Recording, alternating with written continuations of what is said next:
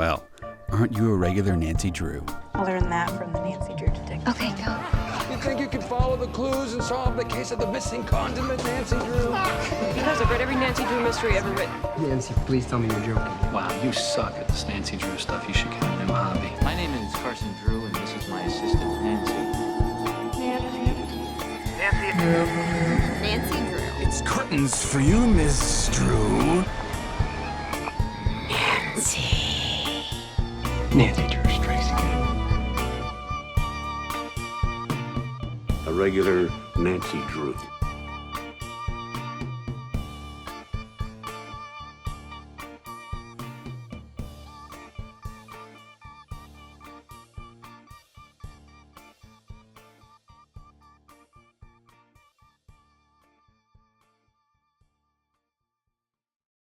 Well, hello, regular Drews. Hello, everyone. Oh, Kori, we're back. It's the new year. It's 2026. I know that technically we've already had an episode in 2026, but of course it's a very special episode, so it doesn't feel like it was a normal thing. But now I feel like we're officially back to normal in 2026. Well, this is also the first one we're recording in 2026 because the last one was recorded in December, posted in January. Exactly. But yeah, it truly feels like the new year now. Yeah, and we're back with an exciting episode too. We're watching another TV episode of the 77 show, which is exciting. This is The Secret of the Whispering Walls, which is episode 6 of season 1. So yeah, very exciting. I love this show so much. Me too. I don't know about this episode in particular. I felt was maybe a little bit. Not boring is not the right word, but just kind of run of the mill. Like It didn't blow me away in any kind of respect. I think it was certainly had very exciting moments, and I did like all of the like running around in the underground tunnels. Oh yes, I loved that. But it just kind of felt like, oh, okay, this is a Hidden Staircase ripoff, or not ripoff, but like an homage to Hidden Staircase. So I felt like I knew what was going to happen and what the plot kind of was, but. Yeah. I just love it. It is definitely inspired by Hidden Staircase. That's very obvious. Also, maybe a little bit of Redgate Farm twisted in at the end there a little bit. Yeah, with the counterfeiting. Mm-hmm. Yeah, sure. I just love Hidden Staircase so much that I'll take any adaptation of it, even if it does feel predictable. There's a lot of it. You're like, okay, I know exactly what's going to happen next because it is Hidden Staircase. George is about to get upset. And but yeah, exactly. It's still fun. Still fun. Though. Yeah. And I did love the introduction of some of Nancy's other relatives. Yes. We have her, oh gosh, what are their names? Aunt Ruby and Aunt Leela, who I think are her great aunts. They're actually Carson's aunts. So I thought that was super interesting and fun to get that connection. So it wasn't just like some random people that she was helping. It was actually someone who was related to her. So that was interesting. The Turnbull sisters. Yeah, exactly. Yeah. I just felt like it wasn't super funny. Like this didn't feel like a funny 77 show episode. There were like some moments, but there was nothing that really caught my eye about it. And again, the plot just felt obvious. But I did think it was kind of crazy that in this episode, Ned is actually perfectly fine and pretty helpful, actually, and didn't get in the way at all. He could have been a little bit more proactive with the Carson situation, but otherwise he was fine. Yeah, maybe. Yeah, maybe. That was, I think, the only funny moment was when Carson was trying to get Ned to lie for him, and he just absolutely couldn't do it. He couldn't lie to Nancy. Well, to be fair, in that situation, Ned should have told Nancy the truth. Yes. Of like, your father's in the hospital. Right. Even if Carson doesn't want you to know. Actually, I don't know. If I was Nancy, I'd be mad at Ned for not telling me that he's in the hospital, Absolutely, I would be, especially if Ned is your boyfriend. But I think that's kind of the question here, right? Is Ned Nancy's boyfriend or is Ned Carson's employee? A little bit of both, right? I don't know if he's like officially her boyfriend, but they're definitely seeing each other. Maybe, but also I just think like if it's kind of, he's clearly not in any serious danger in the hospital. Like Carson's fine. He's awake and alert. Like maybe he has like a his back sprain hurts, but in his back or something. Like he's going to be fine. So him like telling Ned not to tell Nancy, I feel like is kind of warranted. And it's up to Carson, who gets to know about his health situation, That's fair. And while I do think Carson should tell Nancy, it's up to him. And I do think Ned is in a bit of a hard place. And I don't blame Ned for not doing it or being conflicted about it. Yeah, I don't know. I think it's fine. But anyway. I do have a question following up from our Santa Claus episode. Yeah. Does George live with this family? Oh my God. Yes. This is exactly what I was going to say. Because, okay, first, let's do our 3 words and then let's get into it because the evidence for this is right at the top of this episode. So, 3 words. I want to say hidden staircase. Could be hidden staircase, but I felt like farm or farm life because it was very much about like the runnings of said farm. It felt like so maybe hidden staircase, farm life, and I also thought maybe tonic because cough tonic. Of the amount of times that they talk about Aunt Leila's tonic. I just thought it was so funny, and we definitely have to talk about that. Oh my gosh. Does that sound good? Yes, definitely. Okay. Oh my gosh, Alina. Hidden staircase, farm life, and tonic.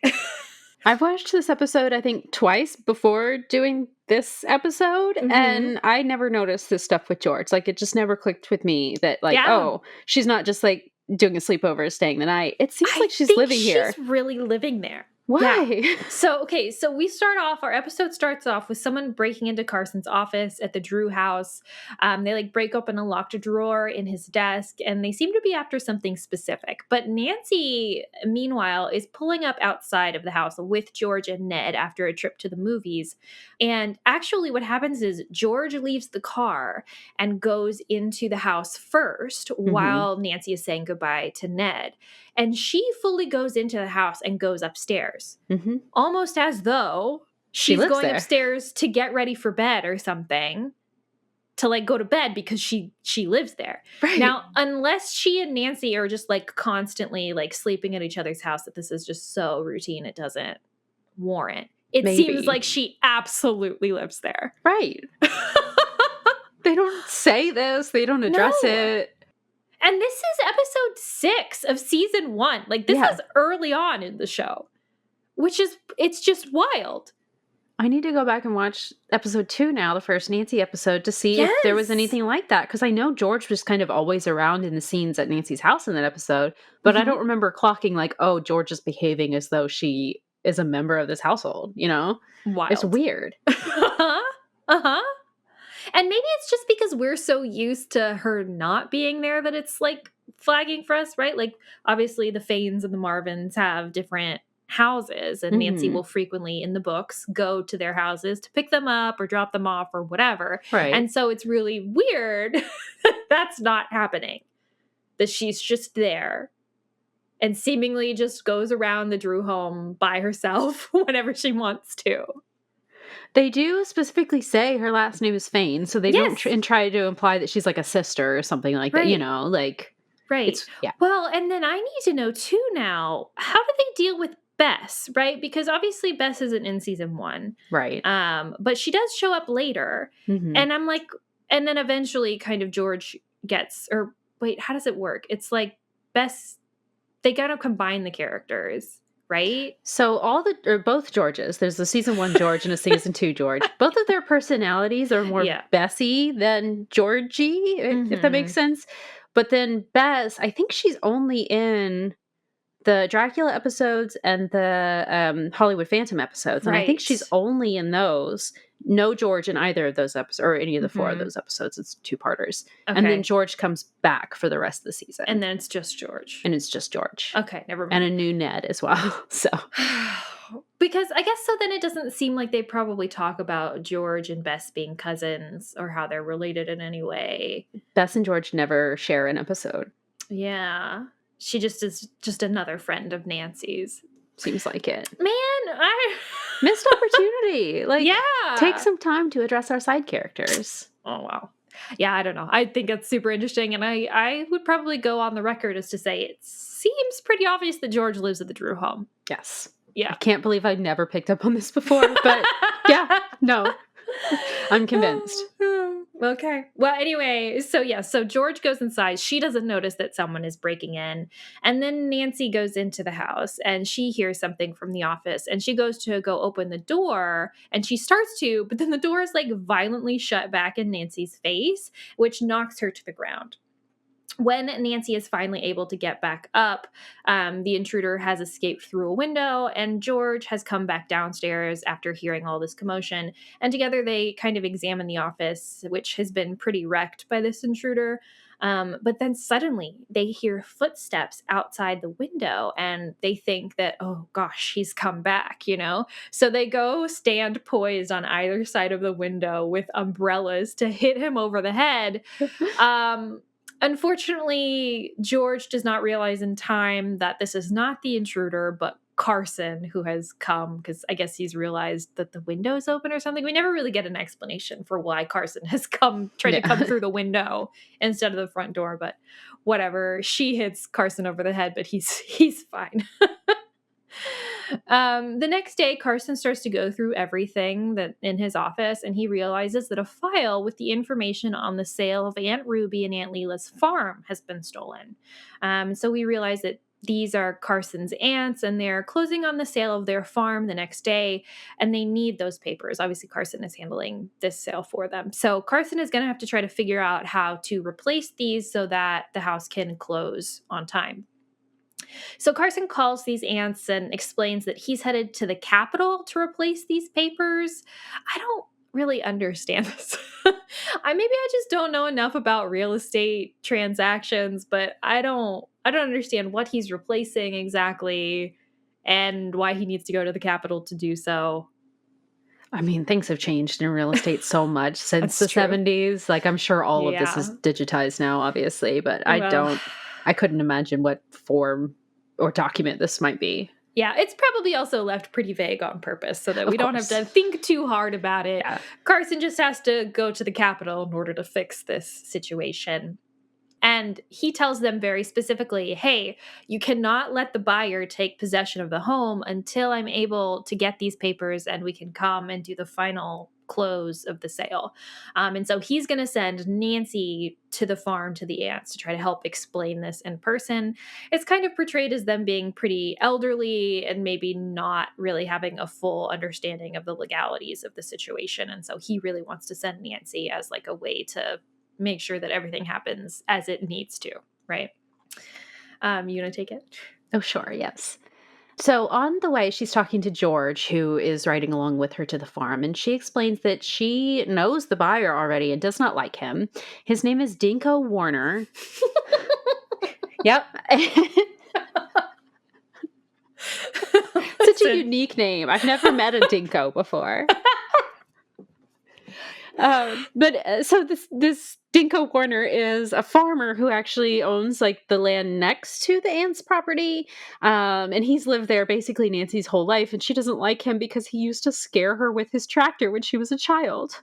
Oh my God. So and George is like, oh, like you mean like on accident, like he'd show up with his tractor or whatever and accidentally scare you. And Nancy's like, no, he did it on purpose. Yes. Went out of his way to scare a child. Yeah. He sounds like an a-hole. Jeez. Yeah. I didn't like him either. Oh gosh. So yeah, so speak of the devil, Nancy and George are driving to the farm and they're pretty much almost there when there's like this not intersection, but like crossroads where there's a perpendicular road and Dinko Warner is on his tractor on the road that's running perpendicular to them. And because it's like a blind corner, Nancy doesn't see him coming in time and he like almost T-bones them. He doesn't even stop. He doesn't even look. He's just even try. Rolling out there with his tractor, which is going super fast, by the way, for a tractor. Yeah. Like probably like 20 miles an hour, which for a tractor is pretty fast. So Nancy and George are fine, but to avoid getting hit, Nancy has to like veer off into the ditch, and so the car gets stuck in the mud.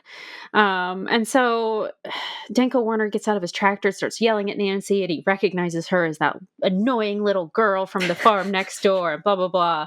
And Nancy actually lets it slip to him that the sale is not closing today as he expected it to. And she kind of tells him that there's been this theft or whatever, and then he just drives off in his tractor, leaving them stuck in the mud. Doesn't even offer to use this tractor to help them pull the car out of the mud, which I'm sure it could do, but nope, just leaves them there. So Nancy and George have to get their suitcases and walk the rest of the way to the farmhouse.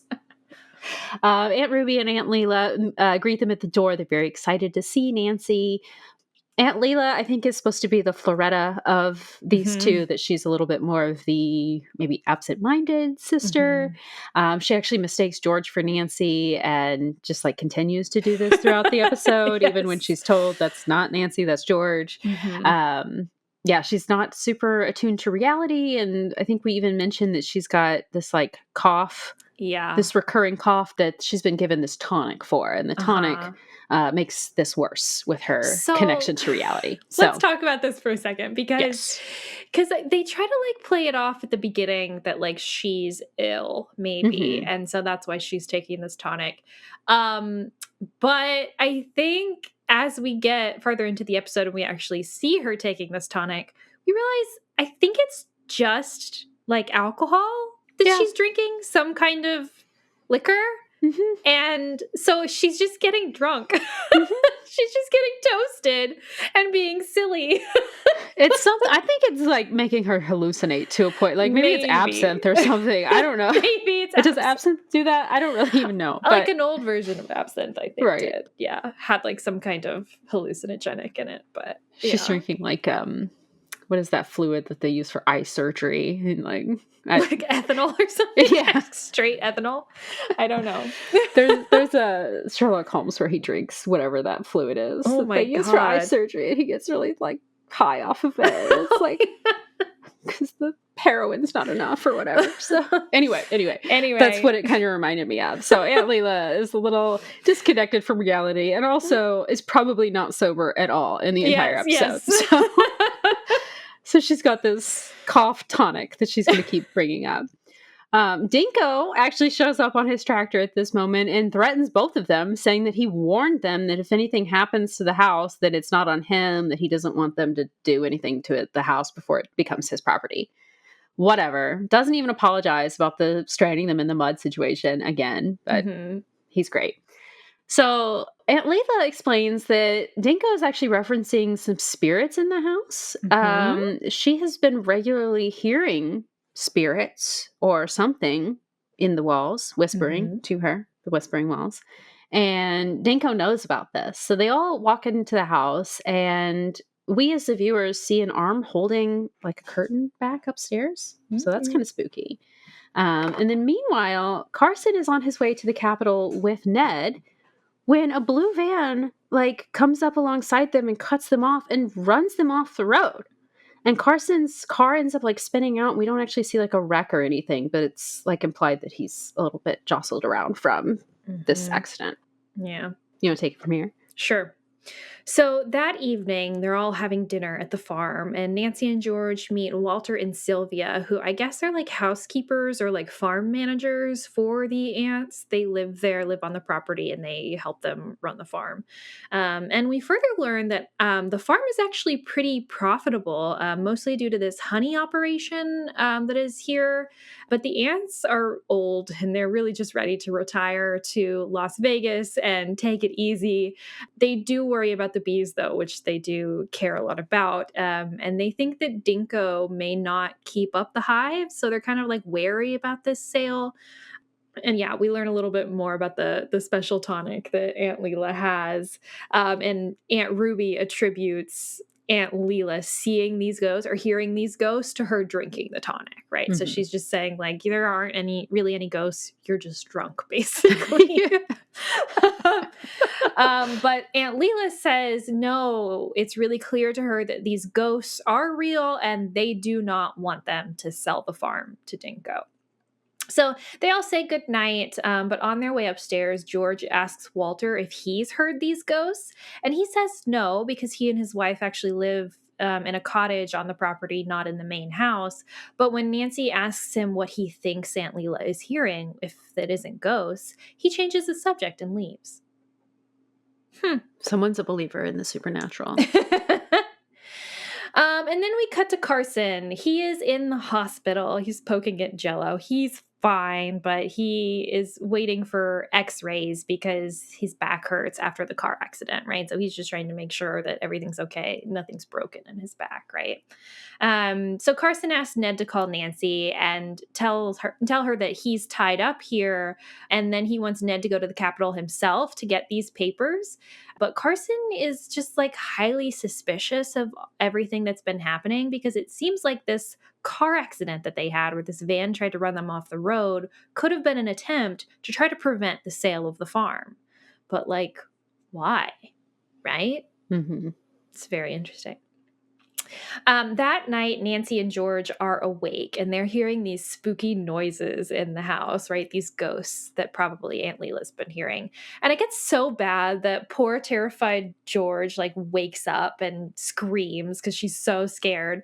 So Nancy comes in and offers to switch rooms with her. But George is just convinced that these noises are coming from inside the walls. And when Nancy hears this, she's like, ooh, time to investigate. So she starts knocking on all of these walls and ends up finding that the back of the wardrobe isn't a wall at all, but it's just been like papered over.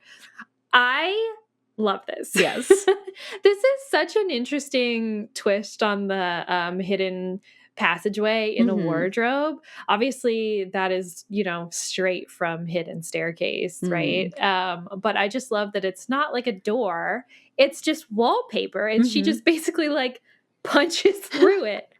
I just thought it was so funny. So Nancy goes into this passage to go explore. This passage is crazy, by the way. It is wider than your average hallway. Like, how much space was between the walls of these rooms in this old farmhouse? It's almost like there's a huge, like, hollow space in the center of the house. Because she's on the second, possibly third floor of this house. It's a, like, big Victorian kind of style farmhouse. And it's like, it's like this massive, and she, like, falls down it. Anyway. Yeah, it's big. It's crazy. You might be picturing her like in the wall, like scooting sideways to get. No, she's fully like square to the wall, like room on both sides of her shoulders. Like that passageway is wider than like my bathroom. Like this could be a room in the house. You've wasted so much space in your floor plan. Obviously, it's just a set, but I just thought that was entertaining. Yeah, you wouldn't take it? Oh, sure, yes. So once she gets inside the passageway, she actually sees a shadowy figure. Like, she just sees the shadow on the wall because they're like around a corner or whatever. And so she starts following them. And this is where she accidentally slips and falls. Like you said, there's like just this drop off. Yeah, it's like a hole. I don't know. It's weird, but it like drops her, I guess, to like the basement level. Or maybe the first floor level. And then from there, there's like a ladder that leads her even further down into whatever basement or whatever. And this leads her to this series of tunnels. And so she starts wandering through this series of tunnels and finally finds an exit that leads to an old well outside. And Sophia Lillis, did your movie get the inspiration from this? Because they use that as the second exit in that movie as well. But now that she's outside, she sees a car parked just a little bit distance away from the farmhouse, and it's flashing its headlights a little bit at her. Like clearly some sort of secret code or a message or something, because she can see from where she's standing, she can see the farmhouse from here. And she sees someone, I guess like on the top floor or whatever, in a window signaling back to them. So, hey, very interesting. But then Dinko shows up with his shotgun and is super mad at Nancy, informs her that she's been trespassing on his land. And she's like, oh, I'm so sorry. I was just on a walk. She doesn't tell him about the secret passageway. She's just like, it's dark and I must not have seen the fence line. I'm so sorry. I'll just leave now. So she goes back inside, but he's still suspicious of her and thinks that she is doing something that is going to disrupt the sale of the farm. Can we talk about this for a second, though? Because, okay, so this guy wants to buy this house, right? and he's a big asshole and everybody knows it. But and has been for forever. So maybe that's fine. But then he learns from Nancy, okay, the sale might be delayed. And I'm just thinking in my mind, okay, if I really want to buy this house, if I'm Dinko and I want to buy this house, I better, one, figure out what's going on here so that I can make sure that the sale of this house goes through. You know what's not on my to-do list? Threatening the niece of the owners with a shotgun. Yeah, I don't see how that would help anything. Like, I mean, I just, and even him earlier not helping them out of the mud. If he wants this to happen as quickly as possible, he better want their butts to get over to the farmhouse ASAP. So at least give them a ride on his tractor over there. You know what I mean? I just feel like, okay, I know he's supposed to be kind of curmudgeonly, like that's supposed to be the vibe, but it doesn't make sense to me. If you're trying to buy someone's property, at any point in time, they can just, I mean, I guess probably at this point we're in escrow, but they could still, you know, renege and, you know, probably maybe have to pay you a few $1,000s or whatever, you know, was the contract or whatever. But like, that's, you know. And I could totally see if it was just that he thought maybe Nancy was giving him the runaround, that maybe, oh, she's lying to me and just saying that this is going on because they're trying to renege or something. Like maybe he thought that, but at the same time, you are still the one that is solely taking this information from a teenage girl. If you have any doubts, go verify it yourself. Like, why are you not on the phone with the Capitol, you know? So why are you making this Nancy's problem? Even if you think that she is somehow doing something shady, why are you threatening a teenage girl with a gun? It's weird. It is weird. So, oh my gosh, I hadn't even thought about that. But yeah, he is just harming his own cause. That's so funny. So anyway, the next day, Nancy gets the phone call from Ned that we were kind of talking about earlier. Ned, he starts the conversation with, first of all, everyone's fine. Nothing's wrong. It's like, okay, you expect her not to ask follow-up questions to that. But, you know, eventually she does weasel the whole story out of him and finds out that Carson's in the hospital with his back problems. Ned does say, though, that he does remember part of the license plate of the van that ran them off the road. So that's very useful. Nancy also tells him that something is going on there and she'll call him back whenever she figures out more. But whenever they hang up the phone, Nancy hears like a double click on the receiver, which is impossible unless someone is listening in from the other line in the house. So she goes and she like finds the other phone in the house, but whoever was using it has already like hung up and run away really quickly.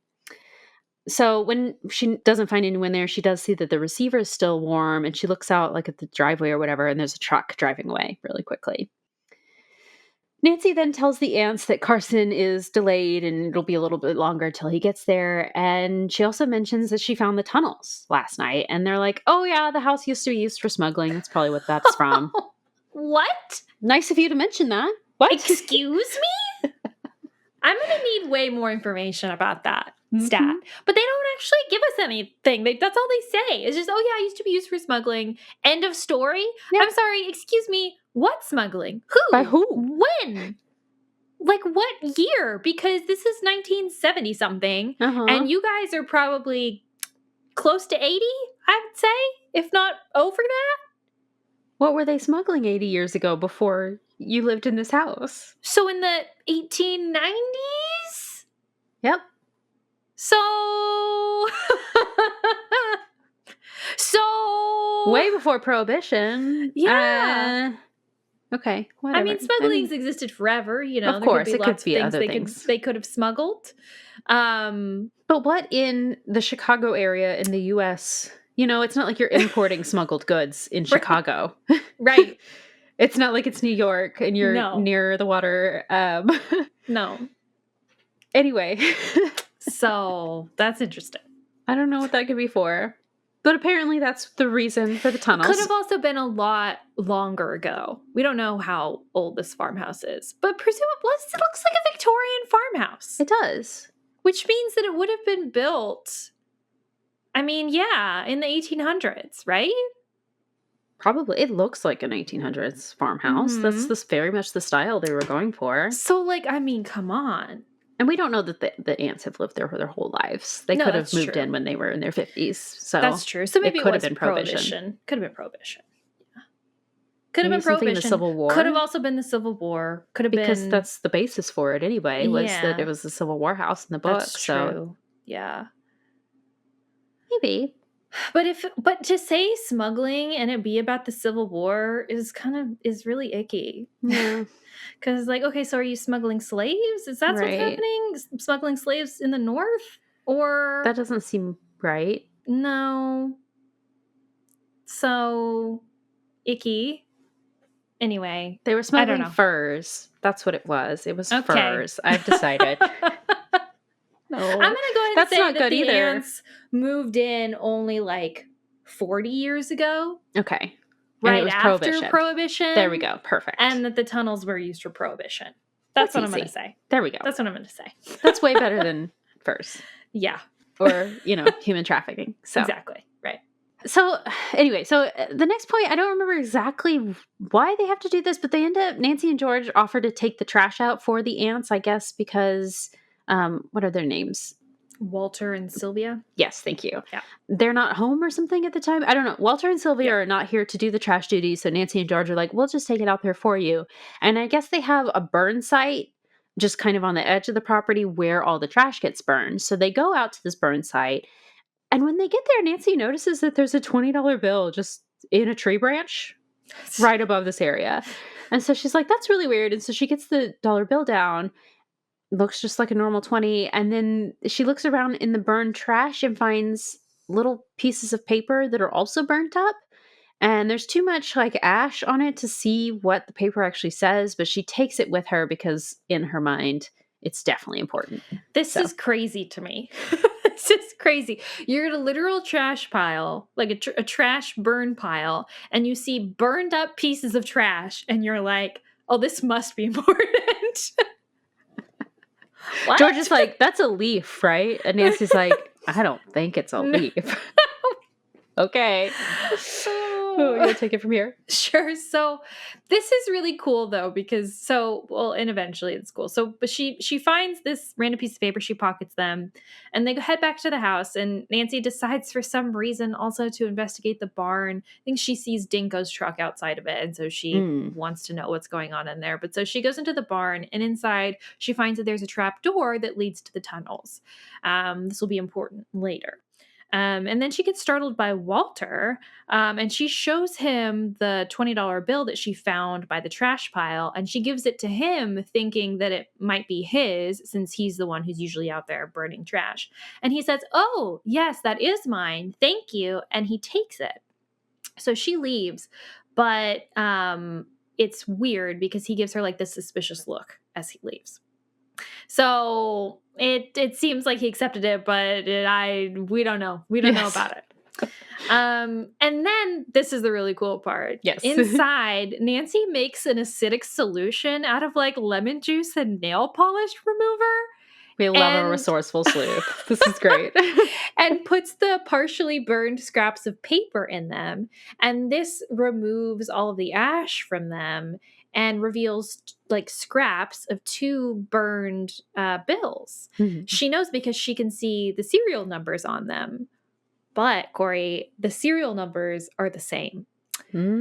Which can't happen unless it's counterfeit. Mm-hmm. So it looks like there is some counterfeiting going on here at the farm. Later that night, Nancy drags George outside and shows her the signaling from the truck to the like flashlight in the house or whatever, because it's happening again on that night as well. And Nancy then sees that the car that is doing the signaling is a blue van, and sees that part of the license plate on this van matches the partial license plate that Ned gave her. So we're pretty sure that that's the van that ran Carson and Ned off the road. So what is going on here? So Nancy and George then head into the tunnels from back inside of the house, from the wardrobe, and then someone like locks them in, which I don't really understand how this works. Yeah. Oh, they lock the wardrobe. That's what it is. Oh, I was sure. like, Yeah. I was like, how do they do that? But now I'm remembering they shut the wardrobe and lock the wardrobe is what they did. They repaneled the I wallpaper was as well. like, I don't Put a fresh sheet on there. Punch back through it.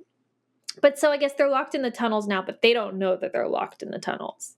Meanwhile, outside, Dinko is standing above the well with his wife, and he hears something from down in the well. So he climbs in, I guess, to try to figure out the source of these voices. It could be Nancy and George.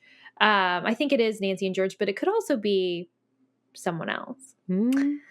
So Nancy and George are down in the tunnels, and they're avoiding Dinko. He like sees them, or he still hears them, but he like moves past them, and they hear him coming, so they're able to like hide, and then they like start to follow him instead.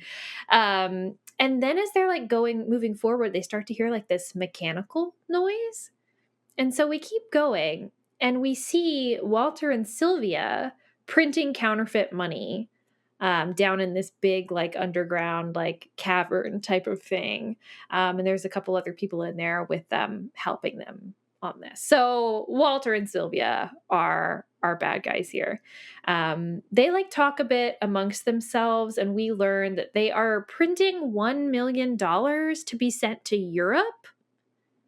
I don't understand this plot point. Yeah. I don't know why people in Europe need $1 million bills. Maybe a bank, like for currency exchanges? Maybe it could be easier to pass off counterfeit bills in a country that doesn't recognize your Probably. currency as often. Yeah, I don't know. It's interesting though, but whatever.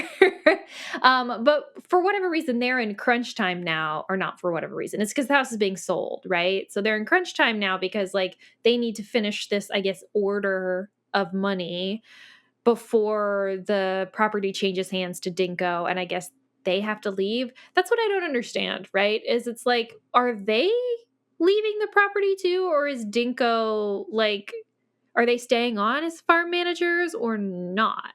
Right? It's not clear. Maybe it's a just in case thing because they might lose their access to the house Maybe. after the sale goes through. But clearly there's other access points, right? There's the well and then there's the barn. And so it's like, I don't know that it would be that big of a deal. But anyway, whatever. Although Dinko's pretty harsh on trespassers, as we know. True. So That's true. Maybe it's because he's so strict. But so their plan is to finish this big counterfeiting operation tonight and then blow up the cavern to hide their evidence that they were down there.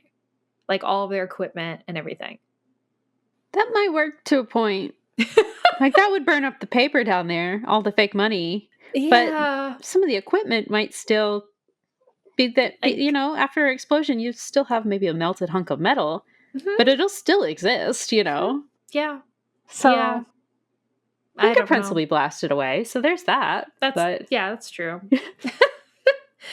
But so then Walter hears someone coming, and it's actually Dinko. It's not Nancy and George, it's Dinko. And Dinko confronts him, but they end up overpowering him, and they tie up Dinko and gag him and set him in a corner. So Walter and all the bad guys, Sylvia and them, decide to wrap up early, and they're going to blow up the cavern with Dinko inside. So now we're going to murder someone too.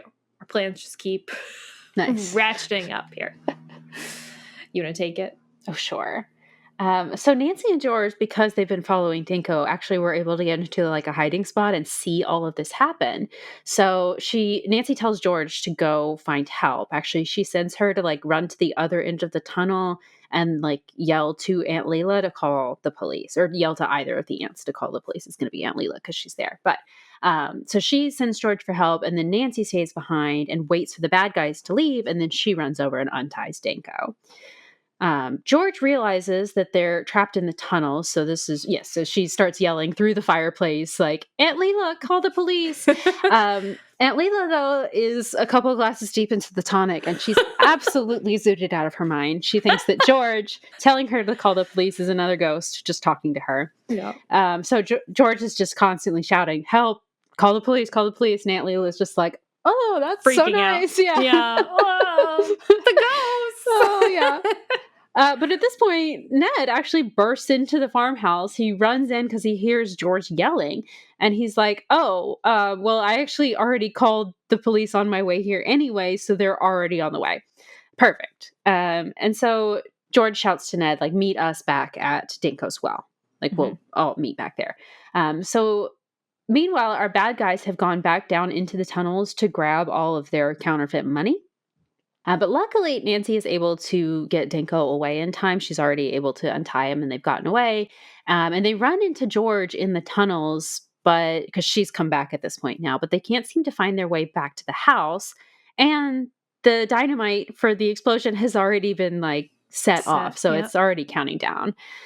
They then see the bad guys have had to dump the counterfeit money that they just tried to grab because Sylvia can't carry it, or it's too heavy. I don't understand this. Or whatever. And so, what is his name? I keep wanting to say Warner because Dinko Warner. Walter, thank you. Walter, not Warner, is just like, oh, just set it down and the explosion will burn all the money up anyway. Let's just go. Right. But they do know the way out of the tunnel. So luckily, Nancy, George, and Dinko can just follow them out. Mm-hmm. So they go to the well exit and they climb out. And as soon as they climb out, the police arrive. Yep. So Nancy comes out too, and she starts yelling, like, you need to arrest them. They're counterfeiters. I have proof.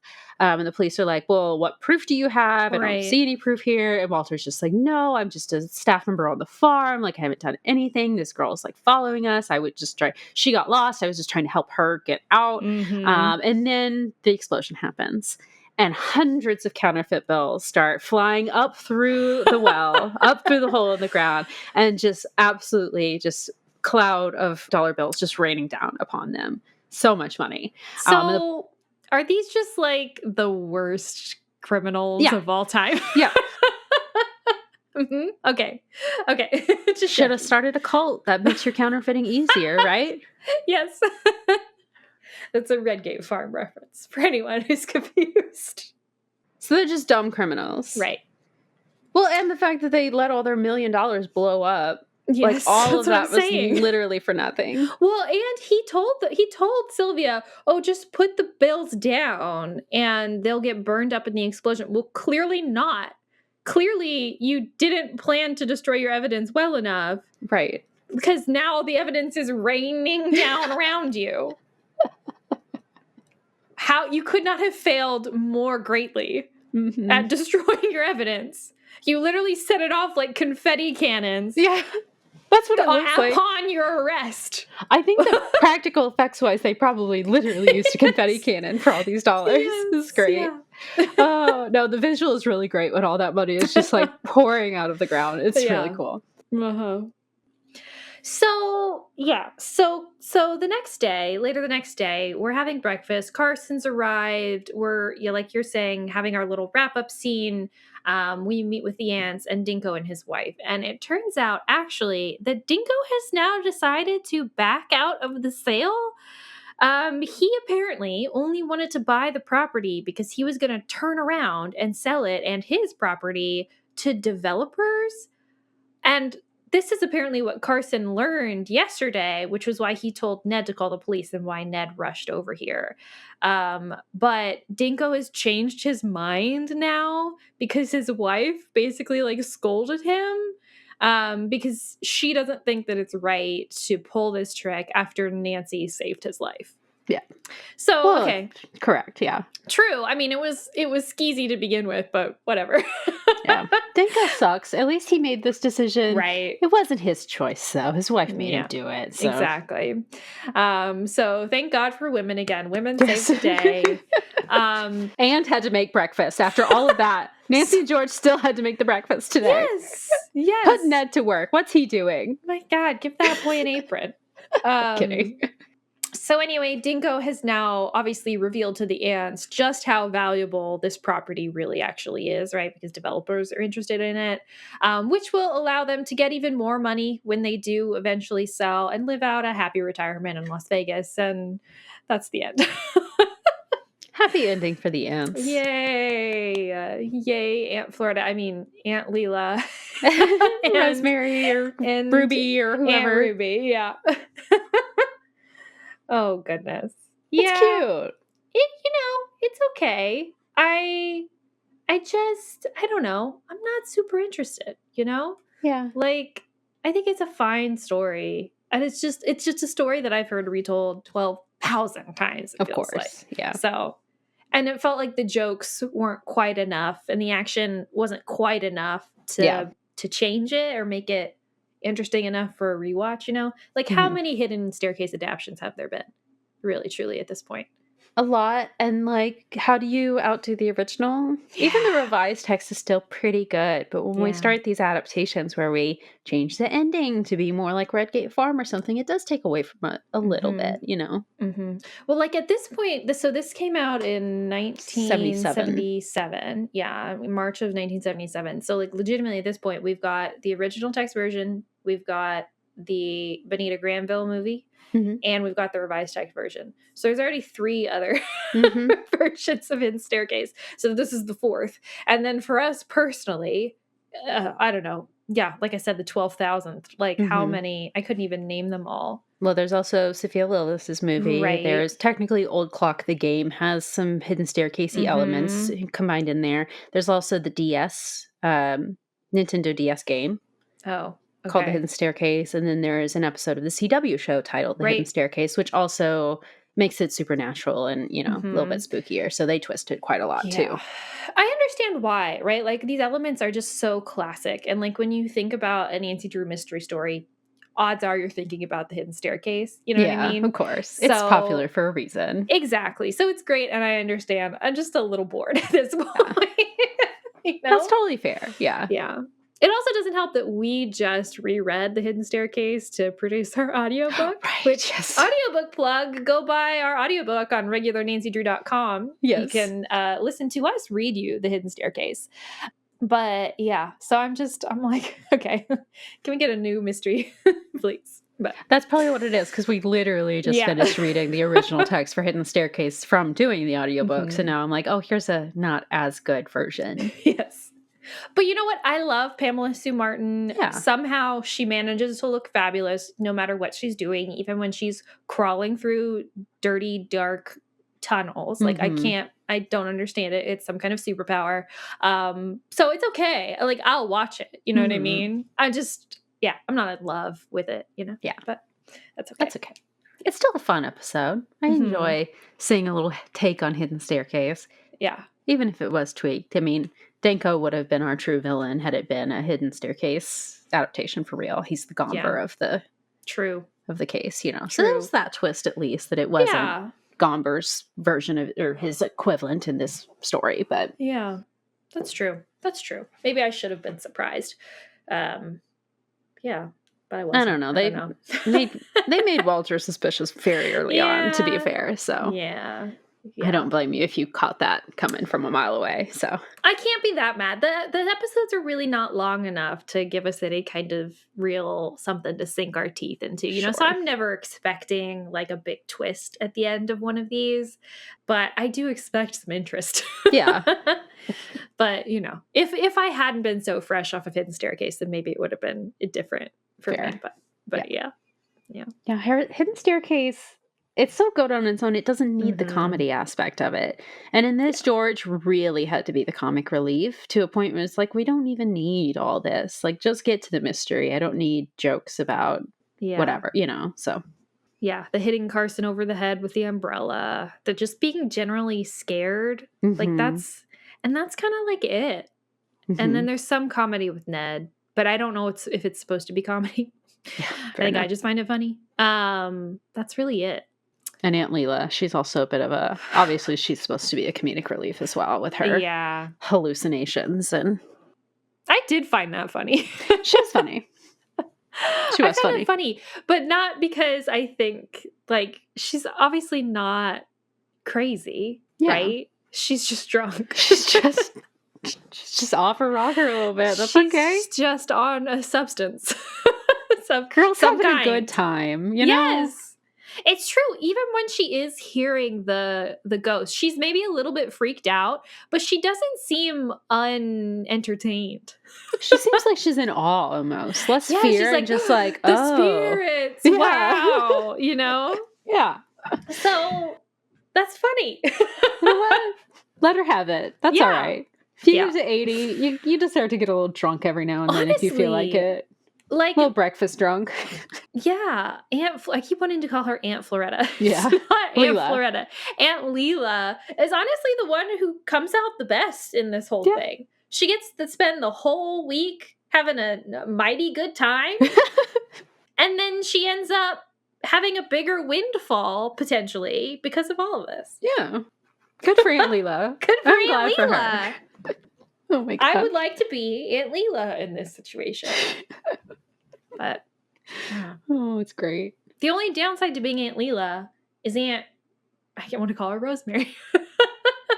Aunt Ruby, because she's a little bit, yucking Leela's yum. Yeah, she is. Harshing She's her always mellow, judging her. bumming her out.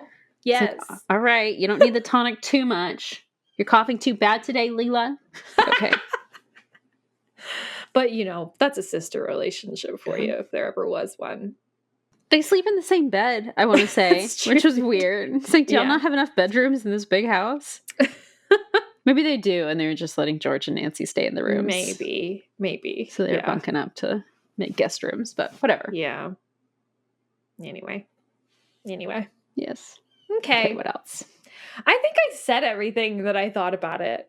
Just the weirdness about the counterfeiting and the giving the money to Europe. I didn't understand that. Dinko's sabotaging his own purchase of the house. I just saw you made a note about George's living situation. Yes, that is definitely something I wanted to talk about. Yeah, so I think we covered it all for me. Yeah. And then, like you said, the fashion is just always so good in this show. Top tier. Very notable. Yeah. So, okay. Flashlight score? Oh my God. Oh no. I think I'll just give it a run-of-the-mill 3. Okay. Just middle of the road. I think it was good. I think it was a standard 77 show episode. I don't think you're going to go wrong with this. I don't, watching this, I think you'll enjoy it. Mm-hmm. But I don't think it's one of the more memorable ones for me. There's nothing really about it that makes it stand out. So 3. But you? I'll give it a 3.25. I feel like it deserves a little bit extra credit because it is better than some of the other 70s shows in terms of sexism. Sure. Not a whole lot, but there's no, what is the one where they're skiing, Janet Louise Johnson, Avalanche Express. Like, it's nothing to that level, Yeah. It's just a run-of-the-mill Hidden Staircase adaptation, so. Yeah, true. So it's a little better than some of the season 2 episodes, but not much better. So, okay. Not in a bad way. Just, it's, standard. Standard, yeah. Yeah. Cool. All right. Well, that was that Regular Drews, and next up we have another TV show episode that we're going to cover. Because we had so much fun interviewing the cast of the 95 show, we obviously wanted to revisit the 95 show as soon as possible. So we'll be doing that, and we are going to be covering episode 5, The Ballad of Robin Hood. Yay! So watch out for that, Regular Drews, and I guess we'll see you then. Yep, we'll see you then. Thank you for listening to Regular Nancy Drew. If you like this episode, make sure to rate, review, and subscribe. Email us at regularnancydrew@gmail.com. You can also visit our website, regularnancydrew.com, and also follow us on Instagram at regularnancydrew. You can also support us on Patreon. Patrons at the $3 level vote on upcoming episode topics and get exclusive access to our Scoop Sesh series. And all patrons receive early access to each episode as well as weekly bonus content. And to all you regular Drews out there, thanks for listening.